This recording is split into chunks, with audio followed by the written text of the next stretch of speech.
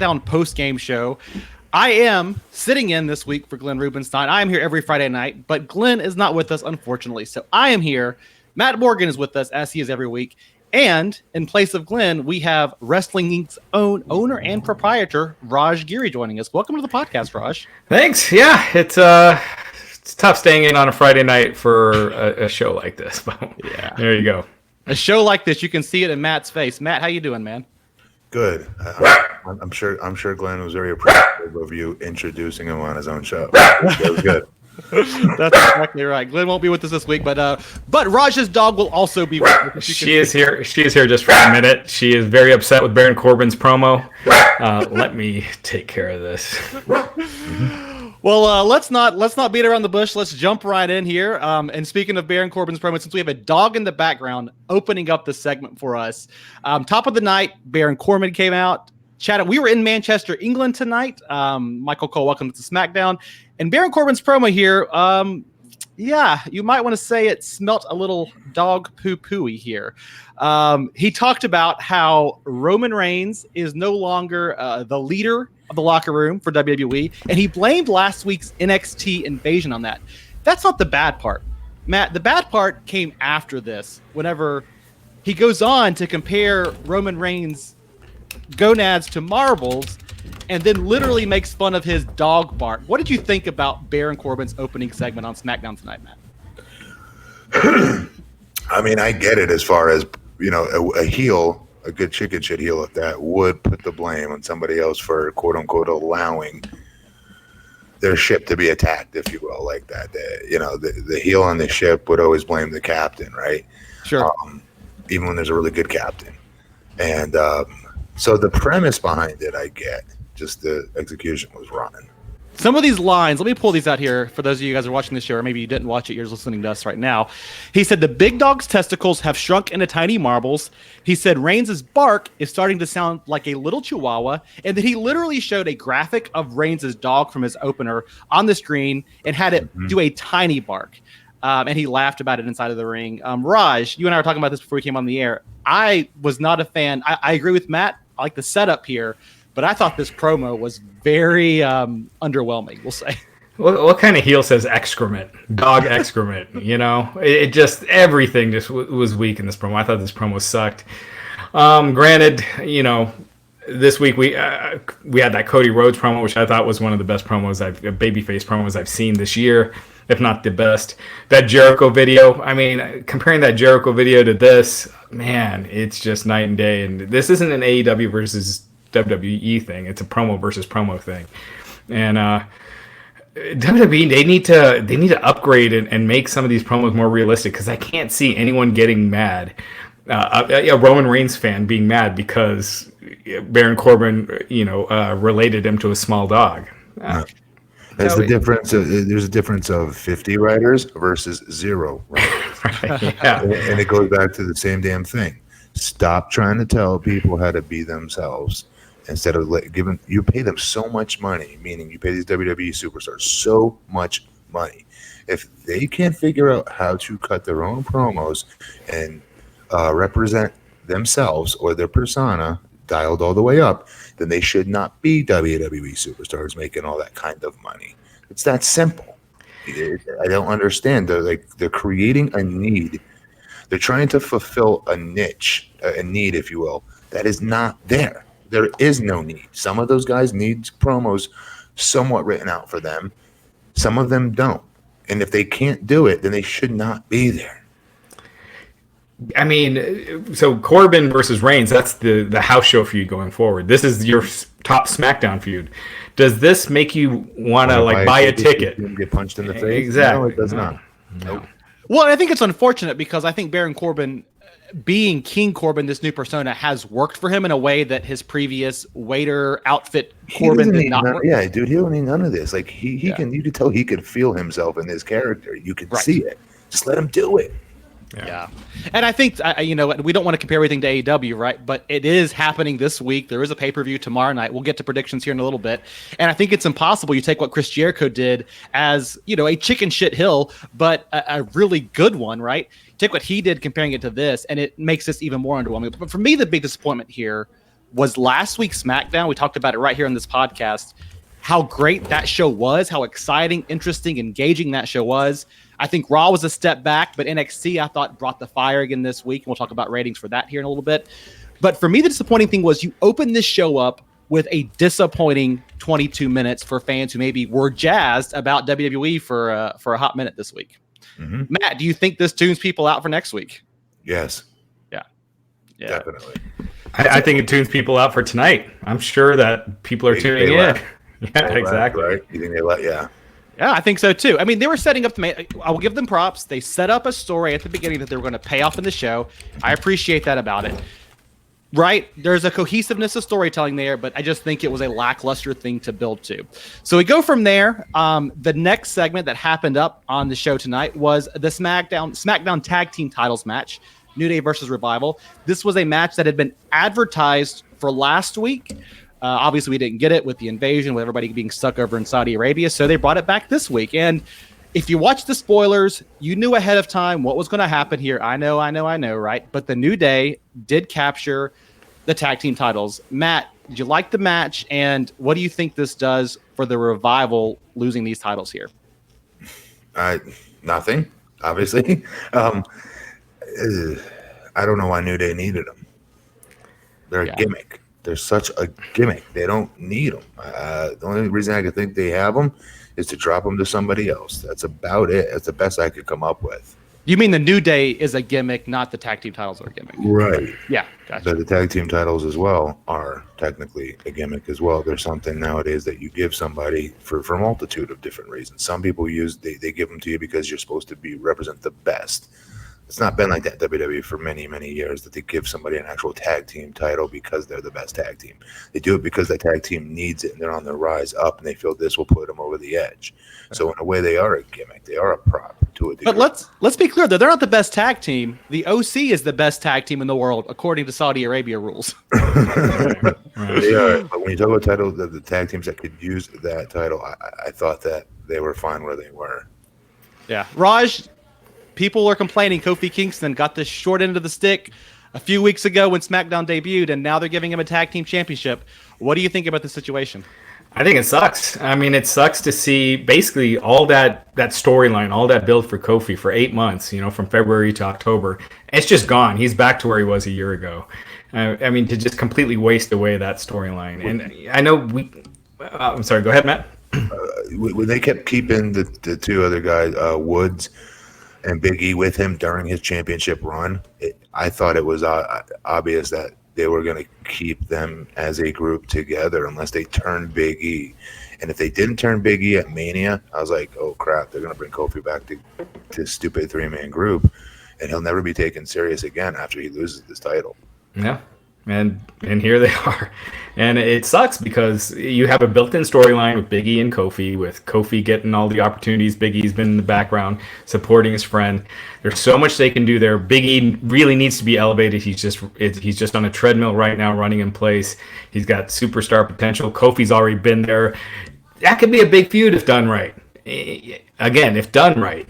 If you did a Cody versus Dustin kind of thing, sure. Make it realistic, not the hokey, them throwing pancakes at each other. We're also happy-go-lucky or whatever, right? Yeah. Right. Yeah, but it could be a big deal. But to see them just back to where they were, I don't know. It's an easy story to tell. Big E, you know what I mean? Big E turns on him for getting all that limelight, all that attention. Sure. WWE management still didn't feel that you were the guy, and they still needed to put me out there next to your ass because I'm the one who has charisma. You didn't. And then, from Kofi's perspective, it's like, look, you guys weren't two nobodies. I'm the dude who took the risk going with you guys on your last-ditch effort before you guys were about to get released. I okayed this three-man group. Let's be very clear. If I don't okay this, we weren't a group to begin with. There's a million different ways you could take this. And I'd be intrigued by it. Yeah. I agree with Isaac right here in the chat room saying, I love New Day, but they need to evolve a bit. It's getting pretty stale.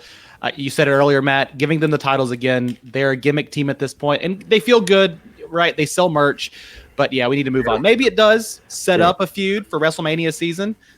Marcus Jackson calls it out here. Big E can still turn on Kofi, let the story play out. So that could happen. I would love that. How often do we say that? Like, let's let the story play out, and nothing happens. Hang on. Marcus Jackson, they have been a group for how many years now? 5 years. 5, yeah. I'm good. I'm not waiting 6 years. How about that? Yeah. I think the real MM man is calling it out best when he says, New Day make Vince too much money. They ain't splitting. So I will say this, though, last thing on this note here. I thought this was a good match. Say what you will about the story and the setup and the revival being. It was a good match, right? It was. Yeah. It was a good match, yeah. I mean, New Day are ultra talented, Revival are great. You can't go wrong with these two teams. Sure. But they're just running in place. It's the element that's missing, though, from WWE broadcast. AEW puts on good matches every week on TV, but they get away with it and make it interesting because there's a win-loss record. WWE does it, even for tag team title matches, right? And you're just like, oh, yeah, another good match on WWE TV. It almost kind of feels like the same old to a certain extent. So, but a good match. After that, we had weirdest segment of the night. Roman Reigns walking in, and he meets Shorty G in the back so they can show how different the height advantage is for somebody like Roman Reigns. So I don't know what the deal was there, but, just a strange interaction between these two. WWE, Ali Love 11G says, I love New Day as a whole, but apart they would be better. So WWE was playing the theme out here. One other big story happening on SmackDown, which is Sami Zayn trying to recruit Daniel Bryan to his new faction. And we saw that happen after the break. I got to say, I like what Sami Zayn's been doing. They meet in the back. Sami says, if Bryan would have won last week, he would have won last week if he had joined Zayn and his group. And he said, come out later in the night, watch us. You're going to see my guys fight. They're going to win, and then you're going to want to join us. So I do like the teases here. Again, they're setting up a match later in the night that has some meaning to it. Thoughts on this Zayn-Bryan dynamic? We'll talk about the match more here in a little bit, Matt. But what do you think about this kind of teasing storyline about Bryan going back to Zayn? I wish Zayn was wrestling. This is really when I wish he was wrestling, because I'd pay to see those two go. But yeah, it's all good. I thought this was entertaining. I thought this was good. Anything with Sami Zayn to me, I like. Sure. Yeah, I think this has a ton of potential. You got Sami Zayn and Daniel Bryan, two of the best on the mics, two of the most natural guys in WWE promo-wise. So I think this could be really good. This is supposed to be heading to a Daniel Bryan versus Nakamura feud, but they could always twist it up if Sami and Daniel Bryan have that chemistry, and I'm sure they will. Yeah.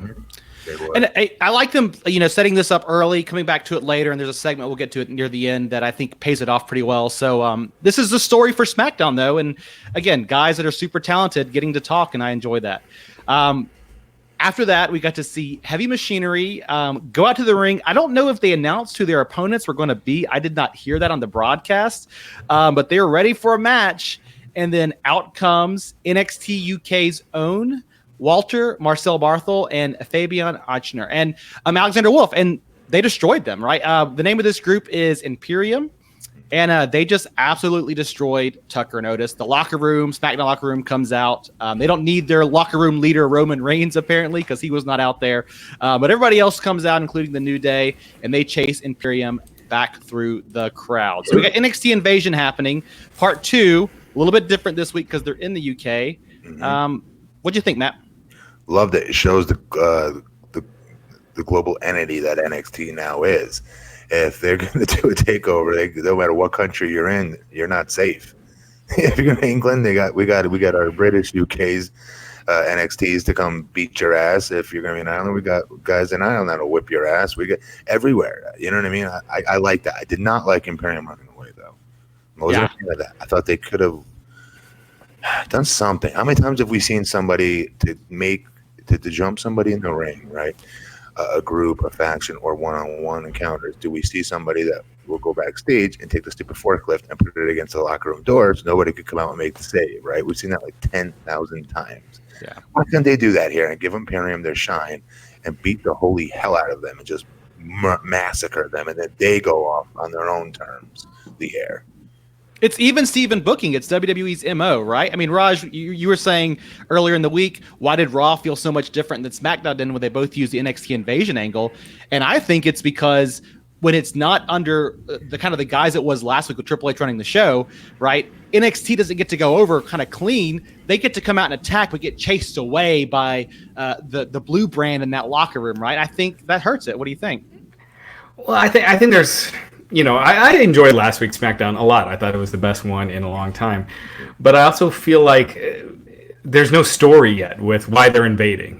They're just doing it like because there's a pay-per-view coming up where it's WWE versus Raw versus SmackDown versus NXT. There's not more to it. Bragging rights, Raj. Right. Right.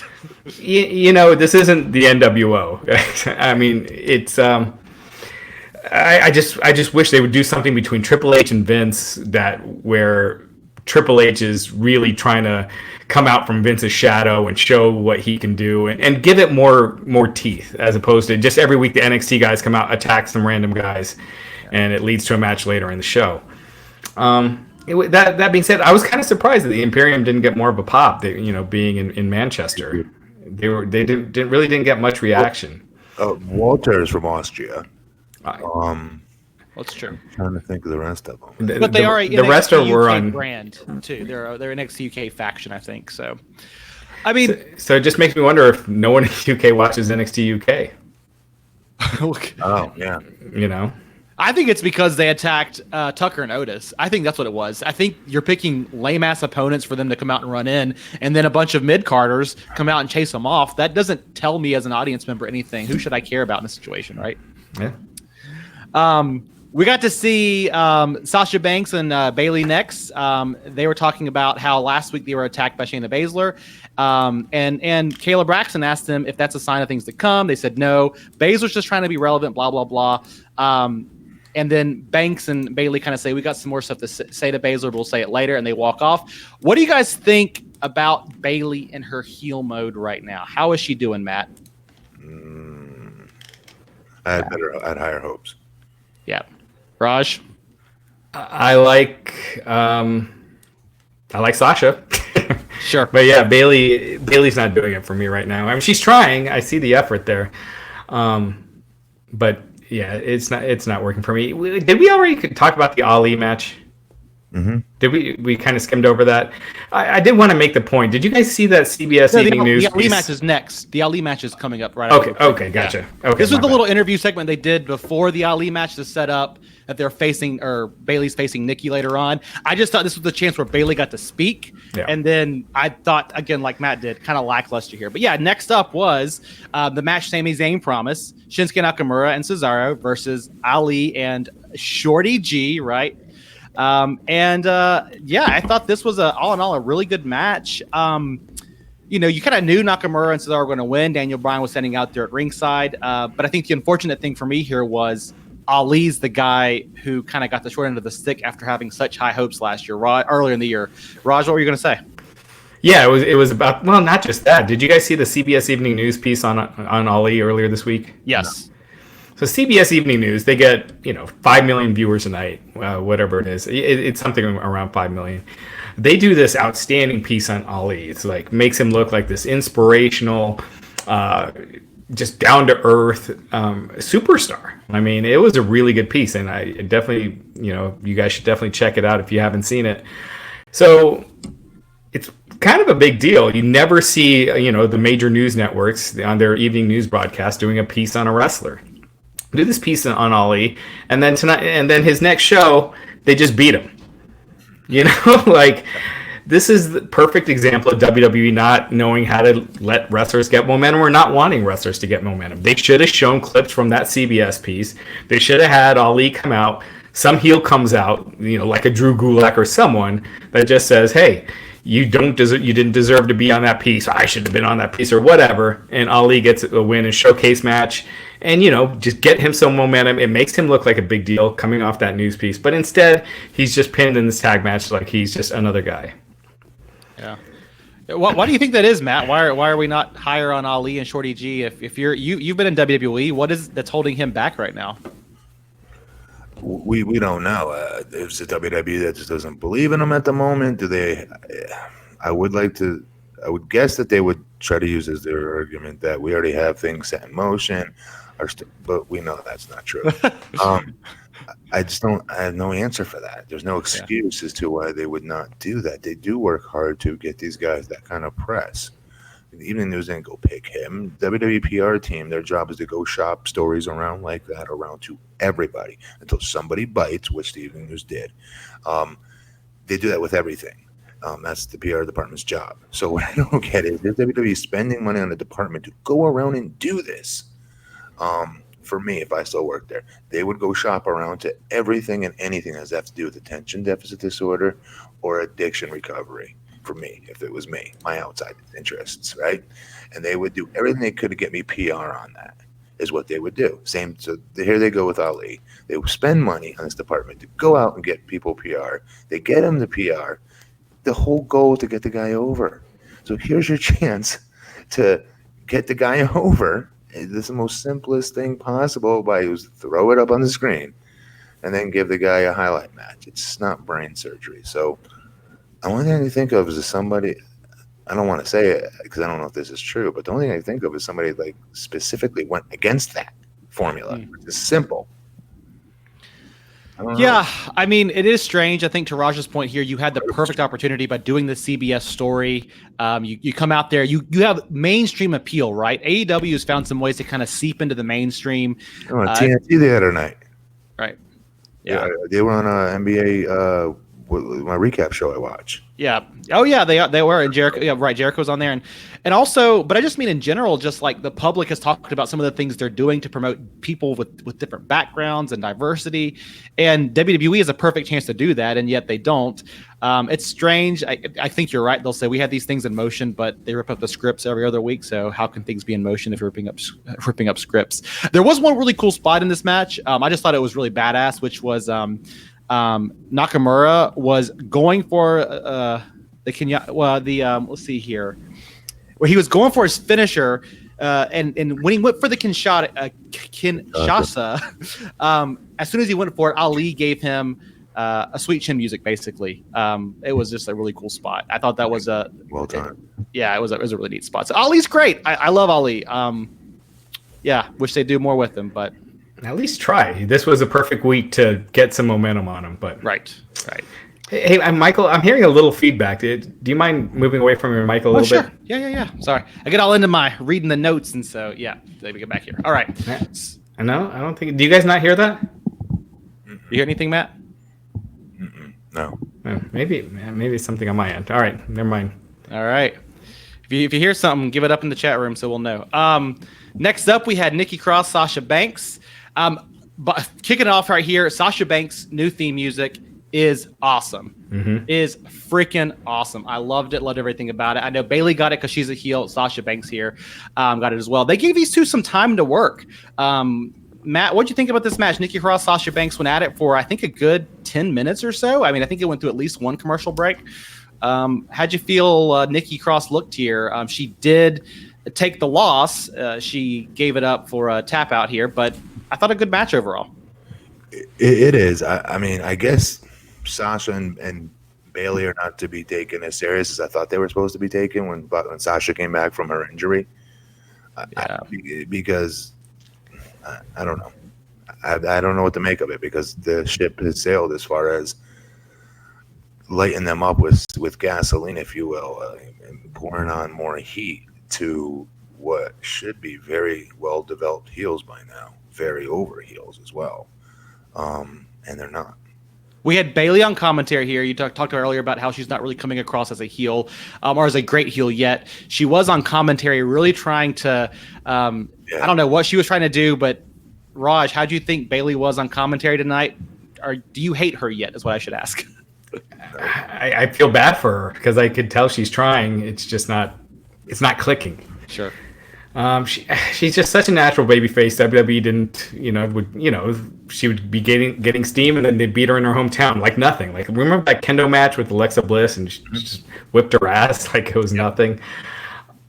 And she's just such a natural babyface, and they didn't let her go all the way with it. And here she is, I think struggling as a heel.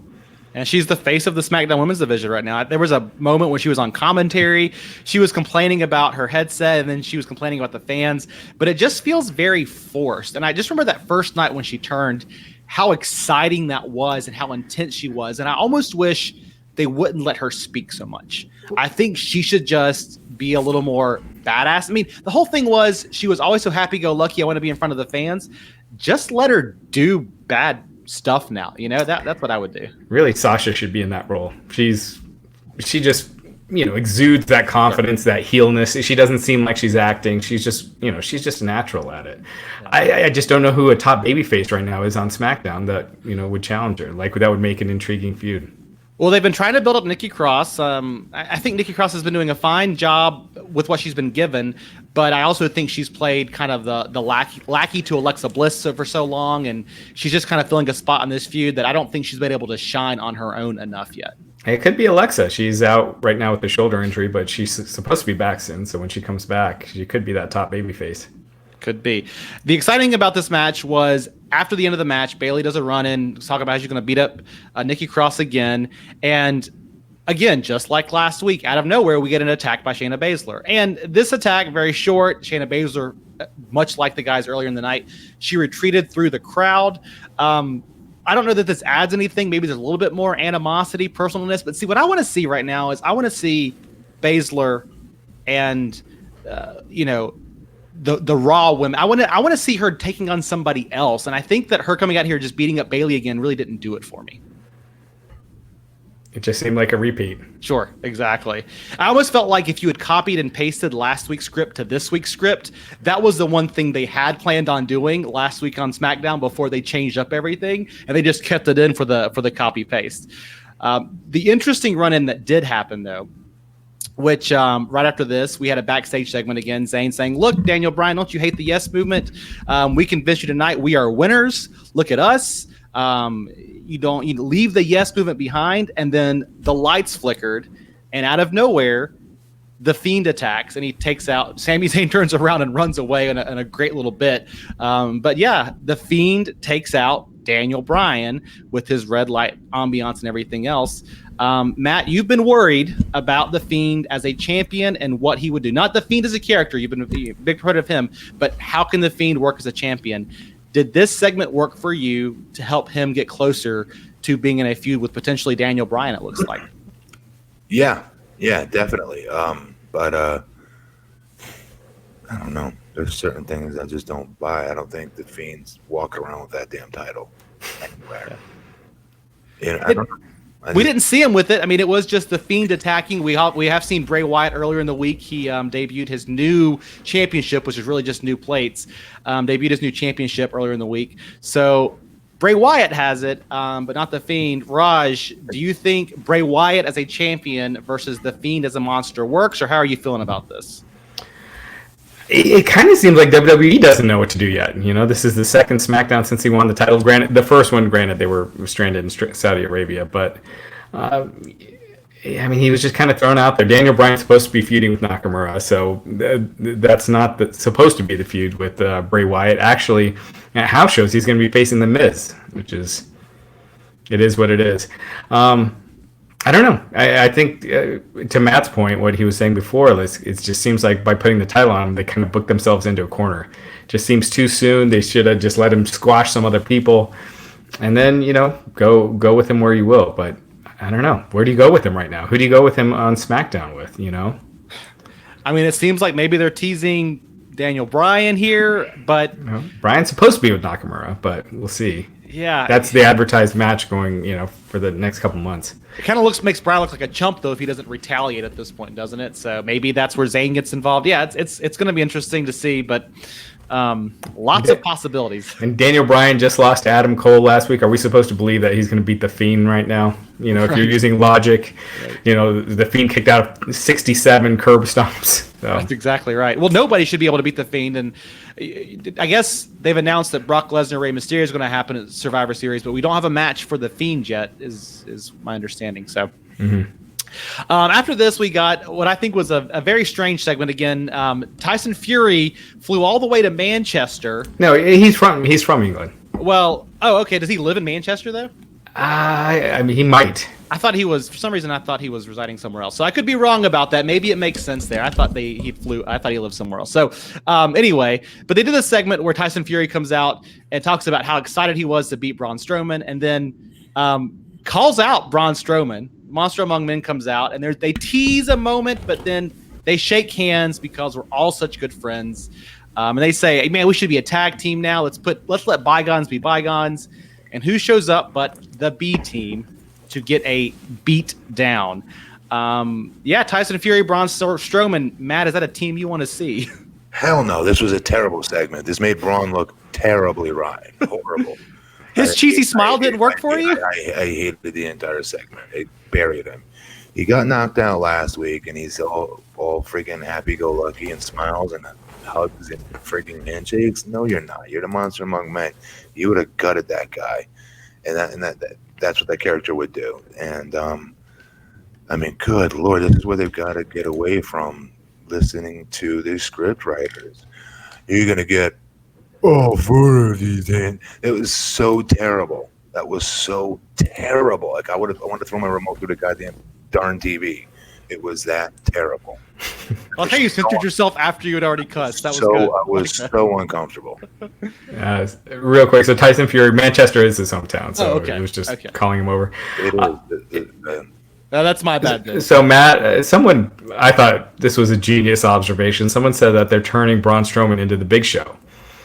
Well, the minute he beat Big, just out of he's the only happy-go-lucky, Right, just kind of, doing these celebrity matches, not really a top guy, just kind of, a special attraction, but not a threat, just kind of having fun and hanging out, in the upper mid-card, which...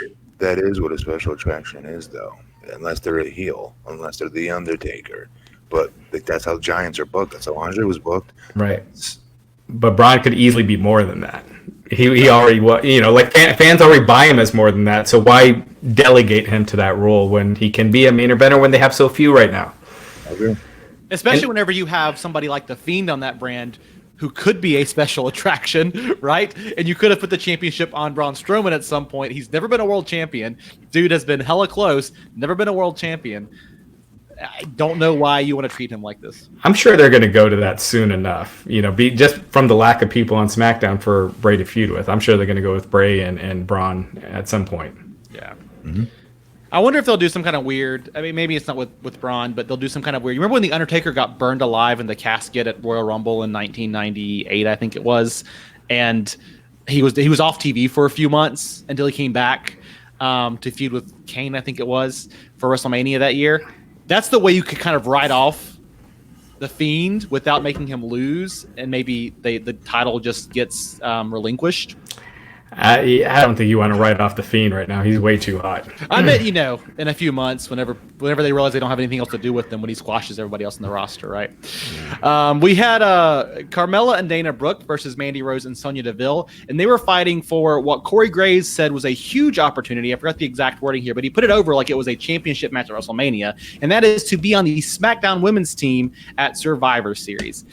Very surprised here. I mean, I guess I'm not surprised with the way they book things, but Carmella and Dana Brooke, first time ever tag teaming together, and they beat the established tag team of Fire and Desire.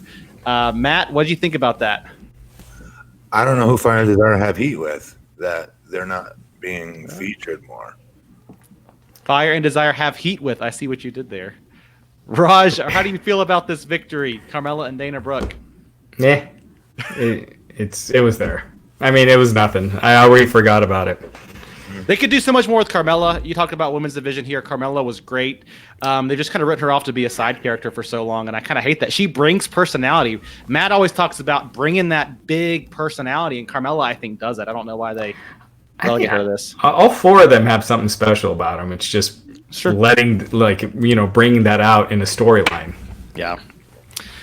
And then we get to our main event of the evening. This match had about 20 minutes to work with here, and that is Roman Reigns versus King Baron Corbin. A lot of big spots in this match, but the interesting thing was about halfway through, Robert Roode, Dolph Ziggler get involved. Apparently, they are siding with King Corbin because they do not believe Roman Reigns is a locker room leader. And they go in for the distraction. Roman Reigns gets the upper hand against Ziggler, spears him, and it was a really cool spot. But at the end of the day, Baron Corbin used that as an excuse to get the victory late in the end of days and got the win here. Baron Corbin reigns supreme. I was surprised. Again, we're seeing Roman Reigns lose quite a bit here. Matt? I think it's all for the better. Yeah. I think it's all for the better for him personally when it's time for him to come back on top. When it's time for him to come back and work on top, though, they've got to switch spots with him and Seth, in my opinion. Sure. To show, because they could kill two birds with one stone. They could show the fans, say, hey, we did have this. You idiot fans didn't have it right. You thought you wanted Seth. Well, we gave you Seth. You guys booed him out of the building. You said you didn't want Roman. Well, he's back, and you guys tried to crap on him when we pushed him. Do you know what I mean? Like, they could get. Yeah. I don't know. Well, they've treated him differently. It's worth saying too. I think the losses have helped rehumanize him. Right. They've showed that he is not superhuman. He is vulnerable, and I think that's what he missed the first time around. Is they just got him there too fast. Raj, I know you're dying to say something. No, I think there's a way to do it. The vulnerable. You don't want all the guys to be vulnerable. People like to see people that are larger than life, unbeatable. If you do it right, like Braun Strowman when they were doing it for a while. Ronda Rousey is, someone. All sports, when you see that unbeatable team or the unbeatable person, they garner huge ratings, they get a huge attraction. So they just gave Roman a bunch of bad material. They gave Seth a bunch of bad material. You see where Seth is at now. He gets booed out of the building on this Monday's Raw. You'll see. And by the way, on this Monday's Raw, there's going to be one of the worst segments in a long time. So beware of that. But I think Roman has been pretty much all cheers since he's gotten back. I don't think there's a week where it's more boos than cheers. And Seth is, in the other way. I think you could do a great double turn. Well, I guess not a double turn, just turn Seth. And that could be a huge WrestleMania match if it's done right. Again, I don't have faith that'll be done right, but if it is, that could be huge. Right. Yeah. Yeah, it's. I think they've taken their time with Roman, which is what's helped, right? They could have put him into a championship feud the minute he got back last year, and it's been over a year now since he's returned. But they could have put him into that match, and all of a sudden he's out there, and they didn't do that. So they showed real good patience here. It's interesting to note. You talk about Raw kind of already having him taped too. This match was taped, according to people on Twitter, in the middle of the card. Mm-hmm. The segment to end the show was actually the Tyson Fury Braun Strowman segment, which was a weird one to go out on, unless they just thought, to your point, Tyson Fury is from Manchester, so maybe the fans will love that. And I think I read that they didn't even in the arena see the attack by the Fiend. Yeah. The Bray Wyatt was never shown to the crowd during the show. He did wrestle a dark match after, but that segment with Daniel Bryan was not shown to the crowd. Yeah. So that's your SmackDown for this week, folks. A definite departure from last week. Again, solid wrestling, but I think that the promo with Baron Corbin and just a kind of a lackluster feel after last week's really exciting high energy show. So I've got a couple of news and notes here. I think we'll start off with the ratings for AEW and NXT from this week. Yeah, so it really narrowed up. So the invasion angle is definitely helping NXT. Man, if they would have advertised on Raw that, some Raw stars, like have someone backstage saying, the word I'm hearing is that some of the Raw guys are planning to retaliate this Wednesday on NXT, they would have won this week because it was really close. Dynamite got 822,000 viewers. NXT got 813, so only a 1% difference in viewers. So really close. AEW really dropping. This was their second lowest number since they premiered outside of last week, which was Game 7 of the World Series. But AEW still ranked number 8 in the cable top 150 in the 18 to 49 demo. NXT the highest they've done since they started going head to head with number 12.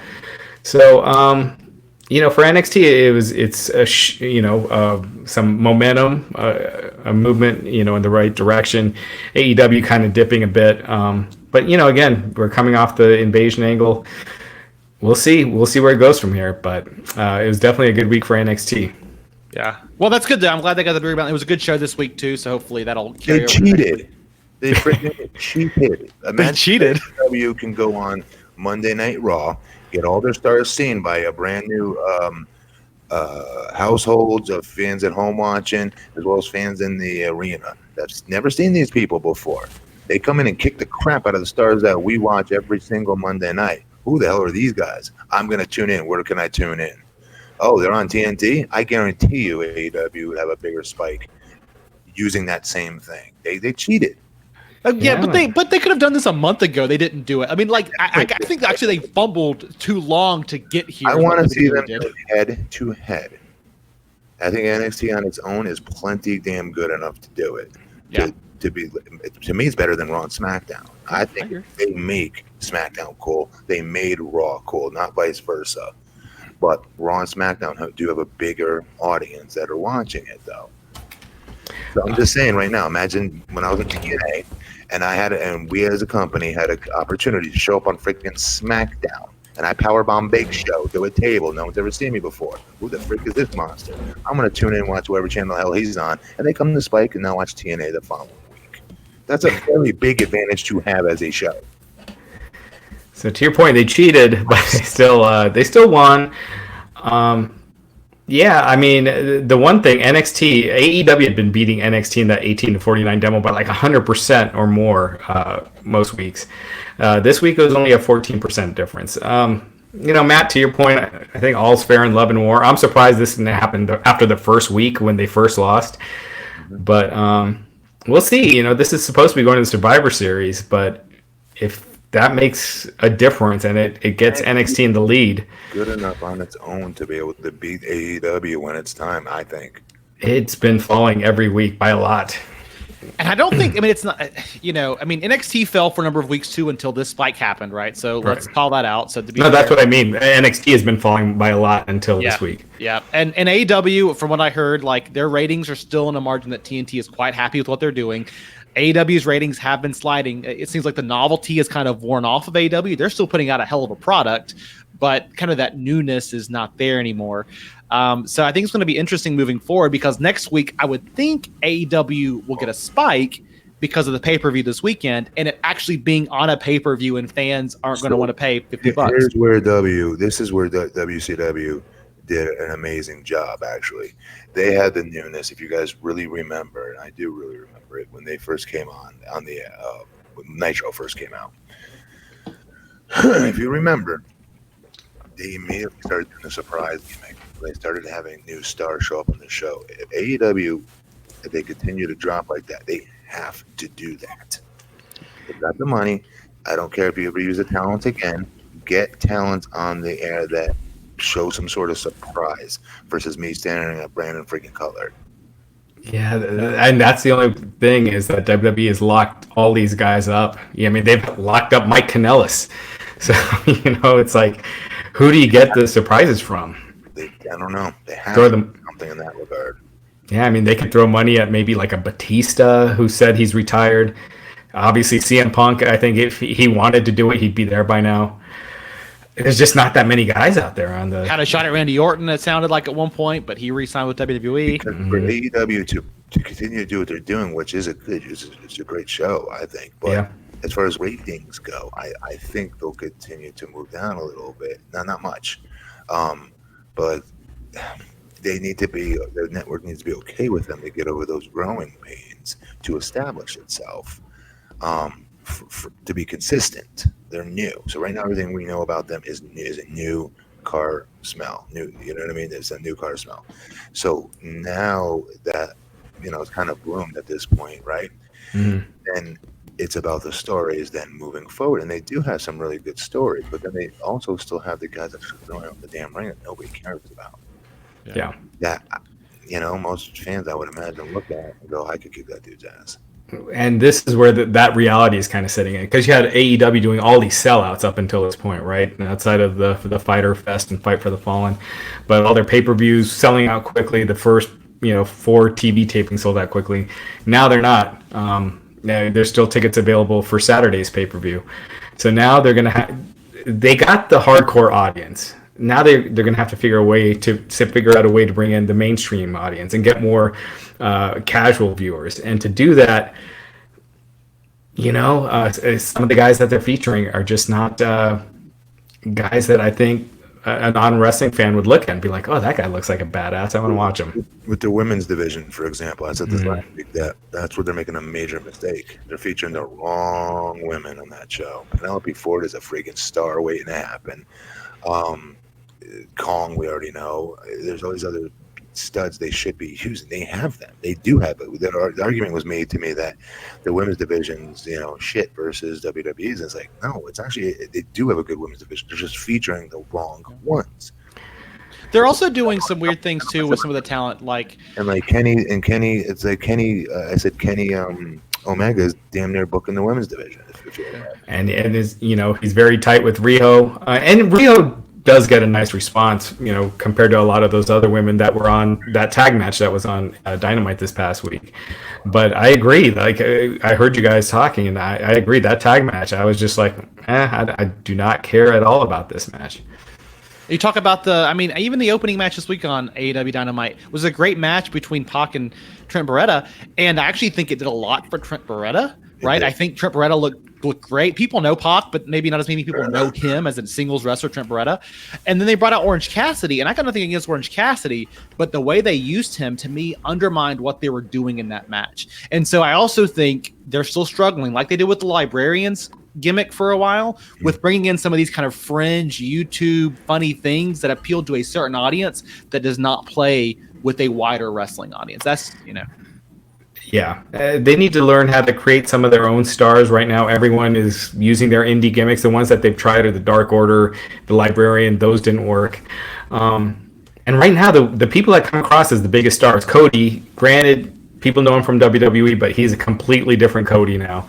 But Chris Jericho, he reinvented himself, but he's still, I think someone watching for the first time in a while would be like, oh, ex-WWE guy. John Moxley, ex-WWE guy. Yep. They need to find a way to get some of these guys like Kenny Omega, get them more of a spark, because Kenny Omega's just kind of been, kind of sitting there in the upper mid card. And to get some non-WWE guys to make it seem like it's something fresh and it's different. What you pay WWE guys to be there for. No offense, it's to put them to put the Bucks over against them. It is to put over Kenny Omega against them, to bring them up to that level to those fans that don't watch week in and week out. They are those mainstream type of fans and those surface fans. Yeah, it's just funny. Kenny Omega's lost a lot. I mean, like he was on there and he loses quite a bit. What's up with that? Company around him. Honestly, his promos can get better, I know, but just don't let him talk. So don't have his matches. His matches are that damn good. Yeah, and we still have a lot of time, so let's talk about Dynamite. Not Dynamite. Full Gear. Whoa! We mean we have a lot of time. We're only at 45 minutes right now. Yeah. Is this a time limit? Do we have a time limit like AEW does? I didn't know that. Yeah. SmackDown was rather lackluster. Let's just say that it let up real easy this week. Yeah. But yeah, let's run down this. We'll be back tomorrow night. Myself and Matt Morgan for sure. For Full Gear, let's run down this card. All right, so opening match, we have the buy-in, as they like to do. Britt Baker versus Bea Priestley. Guys, who you got here? I love Britt Baker. Was on the main card. Do what? This message. Wow. You take it forever. I'm sorry. Britt Baker. I wish this was on the. We got time to fill, according to the boss, Matt. I don't report to you. I report to Raj. You're about to report to my left. But no, for real, this should be on the main card. She cut a world beater, in my opinion, pre-tape vignette about this match, and I was like, why aren't they showing this on damn Dynamite? They put it on last week's Dark. I'm talking about Britt Baker. It was really well done, I thought. It made her look like an even a bigger star, and she had some real badass to her, I thought, in it. It was really, really cool. Let's talk about her own finishing move and ripping the girl's jaw right out of her out of her head. It was impressive. It was a good one. I wish it was on the main card, though. Definitely Britt Baker on this. Yeah, I mean, I agree. I think it's clear they got big plans for her. She comes across as a star. She's a little green, but she's getting there. And I think, she has the potential to be the face of that division. So it makes all the sense in the world for her to go over. Main card here, we got Joey Janelle versus Shawn Spears, who will be accompanied by Tully Blanchard. Shawn Spears looked great in this feud against Cody. Has not been featured quite as much. We all know Joey Janela. Raj, I want to go to you first. Who do you think wins this match? I mean, Spears has kind of lost a lot. I know he won on Dynamite this past week. I don't know, but Janela has too. I go with Spears right now. He's got Tully with him. I feel like with Tully adds, it makes him look like a bigger star. I think they need to, I don't know why they're not giving Tully any promo time. That's the whole reason why he's there. He's such a great talker. But I'm going to go with Spears here. You talk about Matt, you mentioned all the guys who could be stars and should be stars in that company. I know Shawn Spears was on NXT and WWE kind of for a minute when they used him. But I think he's one of those guys that came into AEW this summer and he immediately looked like a star because of the story they put him in. I think Spears has got to win. How do you feel about Shawn Spears being one of those guys you were mentioning earlier who they should be building up? Yes. Yeah, I think he's got it, right? I mean, he has it. Yeah, definitely. Me too. Yeah, I think Spears wins here. Joey Janela, he's a guy who takes a lot of losses. They're not going to be putting him in a championship match anytime soon, right? So, yeah, this is kind of one of those things where AEW does have a lot of talent, and not many people are watching AEW Dark. It's getting the YouTube views, but it doesn't have the buzz obviously that Dynamite does. So you're just seeing Spears has been on Dynamite once so far or twice. So there's a lot of talent that's not being used on the show that often, and it just kind of shows. First victory. He just got his first victory, Spears, the other night. Right? Was that his first? Oh yeah, that was his first. That was his first victory because he lost over the summer. Yep. All right, so we get to the main card here. I think the first match that people are really kind of jazzed about here: Hangman Adam Page versus Pac, which should be a very interesting bout. They've really been pushing Pac lately. I think Adam Page came in with all the momentum. He was obviously the first guy to face up and challenge for the championship alongside Chris Jericho. But he kind of took a back seat after that. People think he's going to be a big star here, but I think Pac could walk out here with the victory. Matt, who you got? We've seen this before, number one. And number two, Pac's character is more developed.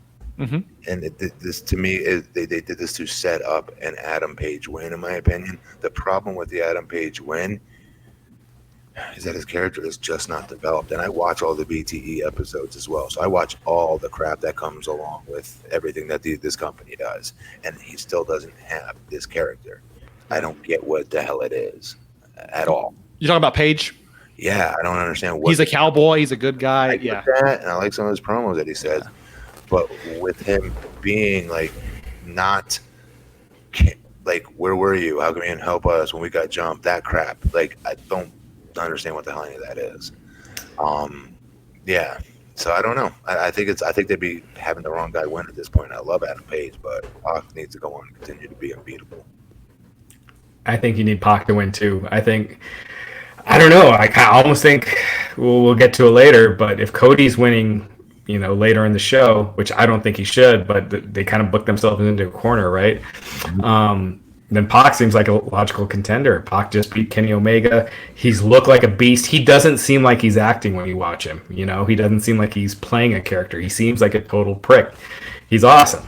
And I think, to Matt's point, Paige just has not connected yet. And, just saying cowboy shit isn't enough. And so... I think Pac should definitely get the win here. Absolutely. Young Bucks versus Santana and Ortiz. Kind of coming out of this tag team tournament we've had lately. A lot of guys got some time. We'll see this in the tag team championship match later. But Young Bucks, Santana and Ortiz did not get the focus in the tournament quite as much here. But I don't know. I feel like the Young Bucks are probably going to win here, Raj. What do you think? They've lost a lot and I'm sure they're doing that on purpose to kind of show the boys that they're not here to book themselves into as this, championship match. just winning all the time. Yeah, which I actually think is a mistake. Right now, the tag team match is kind of forgettable. I think if this match was for the tag titles, it would just mean so much more. Sure. I can understand why the Young Bucks did not want to be the first tag team champions. But I just think when you're establishing the tag division, you want the biggest, most over stars in there, your biggest feuds. So I think the Young Bucks should have won. I think this should be for the titles. But I'm going to go with Santana and Ortiz, even though I think the Young Bucks should win, just because they keep putting other people over. And if Cody's winning the main event, I could see Young Bucks wanting to lose here. Yeah. Matt agrees. Matt gave us the head nod. Mm-hmm. Uh-huh. No, I got Young Bucks beating them. Oh, okay. I'm with you, man. I think Young Bucks, and I think, again, you're right, Raj, the other stars of this division, I think they should be kind of around. I think we might get back there, right? coming out of this tag team championship match. Maybe that's what's up next. All right, unsanctioned lights out match will not count against their win-loss record. Jon Moxley versus Kenny Omega, and a feud that has been building since before All Out. It's been building all summer long. This is the match I think that I might be most excited about on the card. But it's been a long time coming here. I don't know, Matt. What do you think? Jon Moxley, Kenny Omega. It's going to be a great match. This is going to be a definitely great match. No question about it for me. This is going to be very, very good, as is the championship match afterward. This is going to be a really good match. I think everyone's going to be talking about it after. Who you think's going to walk away? With the win, that is, not just walk. Yeah, who's going to actually walk away, physically be able to after this match? This is tough because they've beaten Kenny too damn much. Yeah. But they can't have Moxley lose either, right? I wouldn't think so. I got Moxley winning. Yeah. I think it continues to fall into the abyss. That's crazy to me. That's blowing my mind. It is, and it shouldn't be happening. But yeah, I think so too. I hate that this match doesn't count for the win-loss records. I think that's a cheap way to get out of that when it doesn't really matter. Oh, wait, I forgot about that part. Okay, I take it back. Kenny wins then. I take that back. That's how they protect Moxley. Moxley, right? He can say, I didn't lose. Yeah, even though technically his one draw, he lost a tag match or something, he's got one loss that count. That's on his. But even though he hasn't gotten pinned, we haven't seen that yet. I think you should protect him. He's a unique character. Don't beat him yet. I'm going to go with Moxley. You know what I really like about this pay-per-view is all these matches, there's no obvious predictions. There's no obvious winners. I thought with the main event there was until this past week. Somebody gets completely effed over in every pick we make. Adam Page cannot afford to lose this, and he very well may. Right. We talk about all these wins because he's a top star and a top main eventer versus Cody. If you know what I mean, so he can't lose either. And I think that's what's cool here is that we're talking about these win losses, and we're like they can't afford to lose because they've lost so much. It's the exact opposite thing that happens when you watch a WWE show where you're like, well, they lost this week, they've lost 5 times, they'll be champions next week, right? Like they do matter, and I think that's cool here. I think Moxley, because I think Moxley wins here, and I think Moxley's the guy that, depending on who walks away in the title match, I feel like Moxley's going to be up there sooner rather than later. I think this match is going to be insane, and it's going to be match of the night. Yep.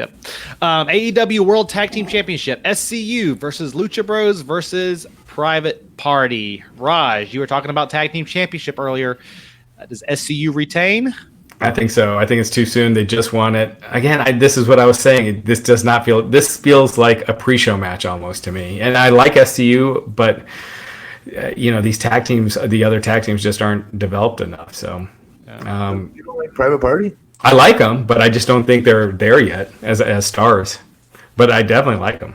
I think this is how they come away with these tag titles. You think so? Okay, if not, and this sets up Lucha Brothers versus Private Party for a feud, like a straight up, you know what I mean, tag team feud between the two teams. Yeah, I mean, Private Party, I think they're ready to be elevated. They were green just like 4 months ago, and they've shown so much improvement.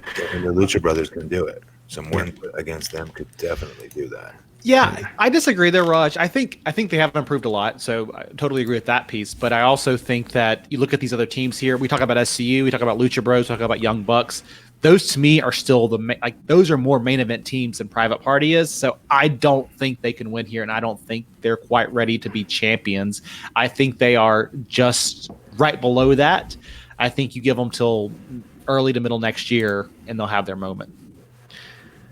Clay Ford says, "What? No way! Lucha Bros are in a pre-show match." Raj, come on. No, I agree. I just mean it doesn't feel as big as the other tag match. Yeah, I think your biggest matches should be your title matches.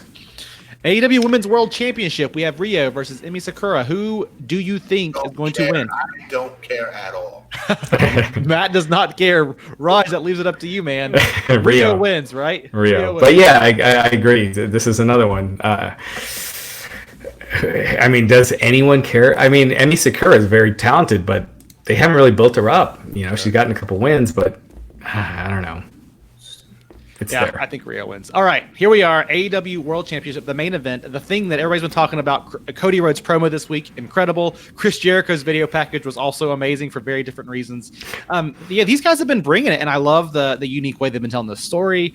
And I'm so excited. I mean, you knew it was going to be a great match. Cody, they've been building him up for months. He has been. The matches he's had in AEW have felt different than the rest of the card, and I've loved it. And so I'm not excited to see, the guy with the title and the suit get the championship match this early on because it does feel a little bit icky. He addressed that this week, but I am excited to see this match. Stipulation being the judges will be available as a tiebreaker if the match goes beyond the 60-minute time limit. There are 8 matches here. This is a 60-minute time limit. Matt, what happens here, man? What do we do? Chris Jericho, Cody Rhodes. Jericho can't lose this title. It needs. This is tough. This is quite the corner they book themselves in. But I don't know. I'm gonna say somehow they get out of it. Cody, man, I love this. Virgil. He says Virgil sold this match. Virgil was in the video package. Virgil's been in like every Soul Train Jones. Right. Soul Train Jones, yes. Oh my gosh. Oh. This is a tough one. And the thing you're saying about Cody shows more passion than everyone else in that roster. Whether he's an owner, whether he's a manager, whether he's a goddamn janitor, I don't give a crap. When he gets in that ring, he wrestles with way more passion than the rest of them. He makes sure he's connecting to that audience all the time. So it has nothing to do with him being an owner. It has nothing to do with him being even a former WWE superstar, I would argue. It has to do with everything he does. He radiates passion. Promos, vignettes, in-ring. His stuff with Dustin wasn't supposed to be that great. Remember, like, this will be okay. I'm surprised. Remember, the complaint was he's wrestling against his brother already. Yeah, and it was great. That was the match of the year. It was awesome.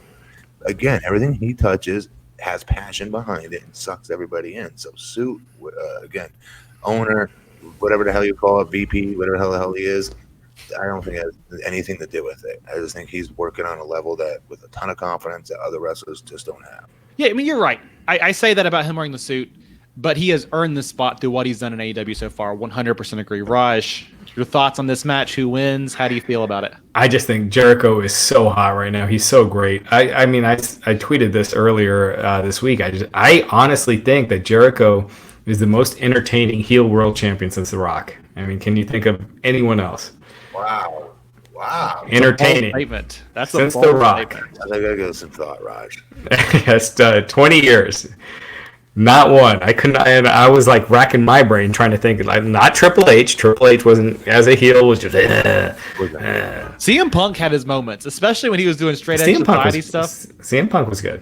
CM Punk He'd probably be next. Yeah. Well, entertaining is you don't know what you're going to get with him. Like, we had no clue we were getting that vignette from Exactly. Yeah. Like, he could pull off the comedy. He pulls off the contract signings. He just makes everything seem like a bigger deal. I think he's just so great. And I know you could have Cody beat him, and then Jericho wins it back. But do you want to be doing that already? Or do you want to make your world title seem like a big deal? Have these lengthy title reigns, so when a title change happens, it's a big deal. I feel like they booked themselves in their corner with this stipulation with Cody. It does make it more unpredictable in a way. It has to get broken up then, right? What's that? It has to get broken up somewhere, right? Or something has to happen because of a finish. The stipulation, for those of you guys listening or watching who don't know, the stipulation he announced this week was that if he does not win this match, he will not be allowed to compete for the AEW championship again. And AEW, they've said they don't want to be like WWE. You know how many times in WWE the loser gets fired and they show up the next night on Raw? You're right. Did he say, though, Raj, that if he doesn't win, he will never wrestle for it again? Or did he say, if I lose, I will never wrestle for it again? I thought he said if he doesn't win the world championship, he will never challenge again for it. If he breaks up the match, then he still doesn't get a chance on it again. That means because he didn't win. Yeah, I mean, I could see like MJF costing Cody, and they go down that road. But then, do you never have Cody in a world title match again? Do you respect your stips? Because if you don't, it just becomes I don't know. You don't want to be those guys. Yeah, you could also, you talk about having a run-in or a breakup. They've been kind of teasing Jake Hager as he's the muscle, but maybe that's what costs Jericho the title if Cody does win. There's a way to get Cody to win and to get Jericho to not really lose. Like Jericho loses, but I mean, this judges thing is interesting, right? Does that play into it? A judge's decision doesn't count as a loss. They used to do that in WCW, and I don't think it ever went to a judge's decision. I don't know. This is tough. I'm really looking forward to this match. This is the one. What AEW is doing with making a really strong main event and making that the must see, and then the rest of the card fills it out. It's like a UFC, right? Yep. And those are often the best ones. Those are often the biggest ones, and I'm really digging it. There's so many ways they can go. I think Cody's going to win because I don't think they want to be, going back on their stips yet. But I could easily see Jericho winning as well. Up until Wednesday, I thought it was Jericho for sure. Yeah, we'll see. Well, any other news or notes? Anything else you want to get to, Raj, before we get out of here? I think that's about it. Tomorrow night, we're back again. It's a long week. That's right. Real quick, Matt, did you see that Orange Cassidy interview that we did? No. Oh, I tagged you in it. You gotta check it out. We interviewed Orange Cassidy for about 5 minutes at StarCast earlier today. Oh my gosh! It's probably the most revealing interview you'll ever see about Orange Cassidy do. But he talks about rooming with Chuck Taylor. I know you guys talked about that the other night. Yeah. I don't know what that is actually. I probably liked it. It's on our YouTube as well. There you go. Check it out. We do have Nick Hausman. He is hanging out down there, or up there, I guess, in Baltimore with everybody at StarCast, getting interviews all weekend long. So keep it. Real quick, also, please subscribe and give us a review. And we are working on WrestleMania and doing something at WrestleMania. So, keep your ears glued, Matt, as well. We'll figure it all out. There you go. Look at that tease right there. Yeah. So join us back tomorrow night for the post-game show. We'll be here. Rate, review, give us a review on iTunes, like us on YouTube, subscribe, all that jazz. Thank you guys so much for joining us. He is BP Matt Morgan. He is Raj Giri _303. I am at The Real Wiseman, and we will catch you here next time on Wrestling Inc.